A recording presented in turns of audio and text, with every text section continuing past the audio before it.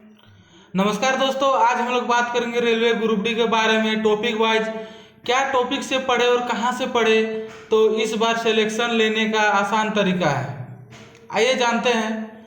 आप जान रहे हैं अगले बार आपका रो मार्क्स सब मतलब कोई भी स्टेट का कम से कम आपका 68 जो भी लाया था, 68 65 जो भी लाया था उसका सिलेक्शन हो गया था अगले बार। और अगले बार आपका 64,000 वैकेंसी था, 64,000 वैकेंसी था अगले बार, 64,000 वैकेंसी था। वही इस बार देखते हैं, इस बार हम लोग का वैकेंसी है 1 लाख ऊपर है, 1 लाख से भी ऊपर है, 1,34,100 कुछ है, इतना वैकेंसी है। इसीलिए इस बार आपका यदि आप ठान लिए कि हमको नौकरी लेना है ग्रुप डी का, तो आप ले सकते हैं इस बार का। इस बार बहुत बड़ा सुनहरा मौका है, क्योंकि इस बार आप ग्रुप डी का नौकरी नहीं ले पाए तो जिंदगी में आप नौकरी लेने नहीं सकिएगा। इस बार बहुत गोल्डन चांस है। और हम लोग जानते हैं अब कि क्या स्ट्रेटेजी रखे और क्या पढ़े, क्या टॉपिक वाइज में क्या पढ़े, उसके बारे में जानते हैं।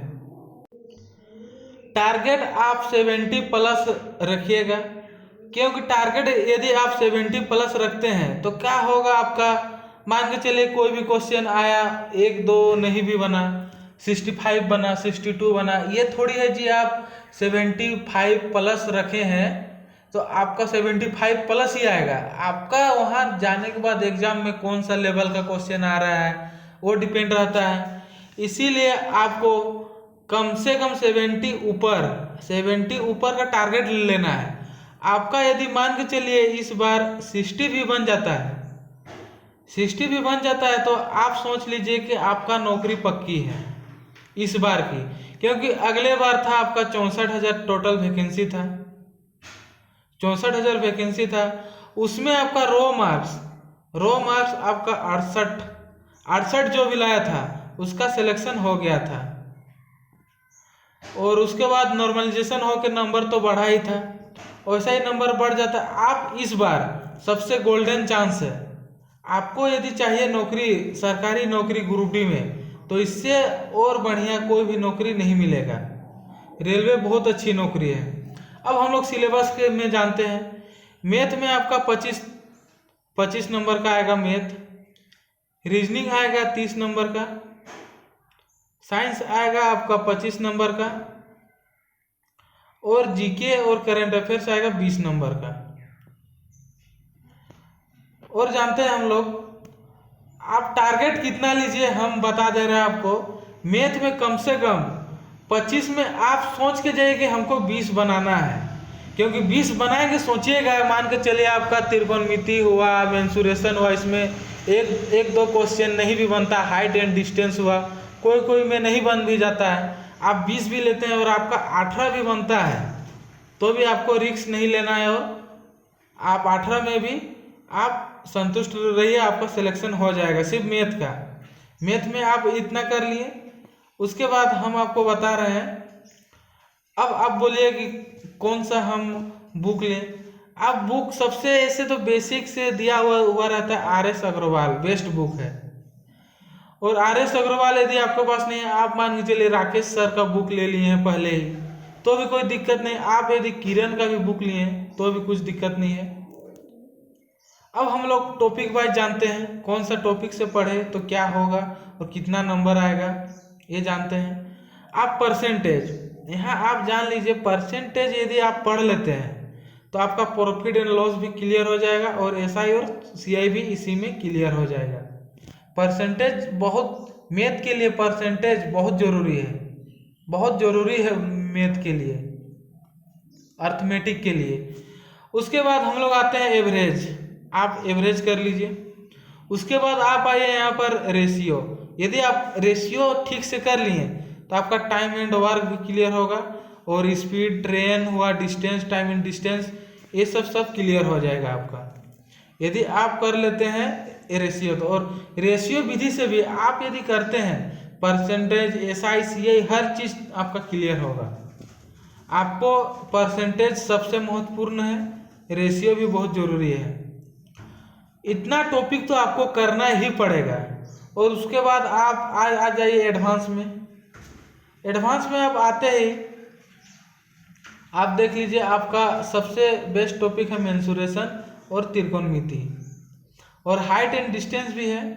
हाइट एंड डिस्टेंस हुआ, ये टॉपिक आपको करके जाना है। मेंसुरेशन में आप फॉर्मूला याद कीजिए, त्रिकोणमिति में भी फॉर्मूला बेस्ट आता है, उतना भी हार्ड आएगा नहीं। ग्रुप डी का एग्जाम है, ग्रुप डी लेवल का ही आएगा। अब हम लोग आगे जानते हैं, आगे आते हैं साइंस में। आप साइंस में मान के चलिए 25 नंबर आएगा आपका। 25 में आप कम से कम 18 टारगेट लीजिए। 18 लीजिएगा तो क्या होगा, आपका 16 तो बनेगा। आप 18 टारगेट ले रहे हैं तो 18 का 18 तो बनेगा नहीं। 25 में तो आपको कुछ, 25 में आप 18 ले रहे हैं, वो भी बहुत कम है, ज़्यादा कुछ नहीं है। क्योंकि कोई कोई स्टूडेंट का न्यूमेरिकल में वीक होता है, क्योंकि न्यूमेरिकल साइंस से पूछता है, वैसे ही क्वेश्चन आ जाता है। और इसका हम टॉपिक वाइज हम लोग डिस्कशन करते हैं। आइए जानते हैं, बायोलॉजी के बारे में जानते हैं। बायोलॉजी में आप मानव शरीर का टोटल क्वेश्चन आप कर लीजिए, बहुत इम्पोर्टेंट है ये वाला भी। मानव शरीर का आप टोटल कीजिए, उसके बाद सेल, आप कोशिका का पढ़ लीजिए। ये हम टॉपिक, इम्पोर्टेंट टॉपिक हम चॉइस किए हैं क्योंकि कम समय है आपके पास। तो यदि आपके पास टाइम बचता है तो और भी टॉपिक आप कर सकते हैं। उसके बाद आपका बीमारी के बारे में पढ़िए, कौन सा बीमारी क्या होता है उसके बारे में। उसके बाद जंतु जगत, पादप जगत पढ़िए, पोषण तत्व पढ़िए, इसमें विटामिन का नाम, विटामिन ए, विटामिन बी सब याद कीजिए। उसके बाद आविष्कार, जो भी जिसका आविष्कार किया है उसका आविष्कार याद कीजिए, बायोलॉजी का हुआ। अब उसके बाद आते हैं केमिस्ट्री में। केमिस्ट्री में आपका परमाणु मॉडल आपको बहुत ज़रूरी है याद करना। अम्ल और क्षार, ये इम्पोर्टेंट हम टॉपिक दिए हैं। आप टाइम बच रहे तो आप, हम तो बोल रहे हैं सब टॉपिक को क्लियर कीजिए, आपका टाइम यदि है, लेकिन इतना तो टॉपिक आपको करके ही जाना होगा। आवर्त सारणी बहुत इम्पोर्टेंट है केमिस्ट्री के लिए, बहुत बहुत वेरी इंपॉर्टेंट है। आवर्त सारणी से 3 से 4 क्वेश्चन एकदम आएगा ही आएगा। उसके बाद मेटल एंड नॉन मेटल, धातु और अधातु। उसके बाद कंपाउंड यौगिक, और उसके बाद केमिकल रिएक्शन है। उसके बाद फॉर्मूला, आपको चीनी का फॉर्मूला क्या हुआ, चूना का फॉर्मूला क्या हुआ, ये सब फॉर्मूला आपको टोटल याद करना पड़ेगा। केमिस्ट्री का हुआ। अब हम लोग आते हैं फिजिक्स में। फिजिक्स में देखते हैं, फिजिक्स में आपका कार्य, ऊर्जा और शक्ति पढ़ना है। गुरुत्वाकर्षण उपग्रह पढ़ना है, कौन सा गुरुत्वाकर्षण कहाँ पर कितना होता है ये पढ़ना है। उपग्रह के बारे में पढ़ना है, वेव तरंग के बारे में पढ़ना है, प्रकाश पढ़ना है, उष्मा पढ़ना है, ध्वनि, मात्रक, श्यानता हुआ, केशिकत्व हुआ, पृष्ठ तनाव हुआ, गति का नियम हुआ, विद्युत इलेक्ट्रिसिटी के बारे में हुआ। इतना टॉपिक आपको करके ही जाना पड़ेगा। उसके बाद हम आ जाते हैं करेंट अफेयर्स, जीके और करेंट अफेयर्स में। इसमें जीके और करंट अफेयर्स, आपका करंट अफेयर्स बहुत इंपॉर्टेंट होता है, बहुत ज़्यादा इंपॉर्टेंट है, वेरी वेरी इंपॉर्टेंट।